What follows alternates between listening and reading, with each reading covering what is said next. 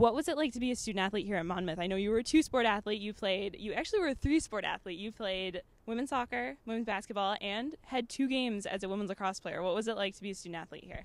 It was amazing. You know, I couldn't have been happier with my experience here at Monmouth and being able to play 2 sports and, you know, being able to have my coaches get along and, you know, be able to be flexible and, you know, start out the season in soccer. And as soon as basketball started, I kind of transferred over. And, you know, at the end of the soccer season, I was playing on, you know, both sides of practicing with the basketball team, playing in the games with the soccer team. But, you know, they made it so relaxing and so comfortable. And it was a great experience to be able to experience, you know, the soccer side of things as well as, you know, playing with the women's basketball team.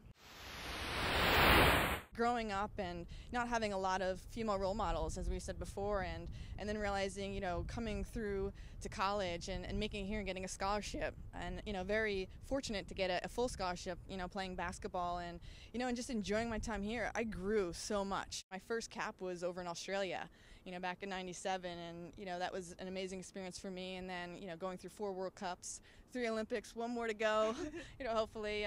But it's truly an amazing career, and I'm very lucky and fortunate of, you know, coming from Monmouth and you know, moving on to the national team. I think the NEC has evolved so much. It's great to come back and watch the level of play and, you know, the way that, you know, it's more, in my eyes, professional, you know, and you have to start somewhere, and it starts at the ground level. But has it been 12 years? I think maybe 14 years since I've been here, and I mean, just looking behind us to this stadium that they have, and, you know, the facility and the field and the stands, you know, it's first class, and they're trying to do everything they can, and I think the NEC is doing an exceptional job. So how does it feel now to kind of be that role model for younger girls and young women athletes back here at home and at Monmouth, here on a more local level and on a national level?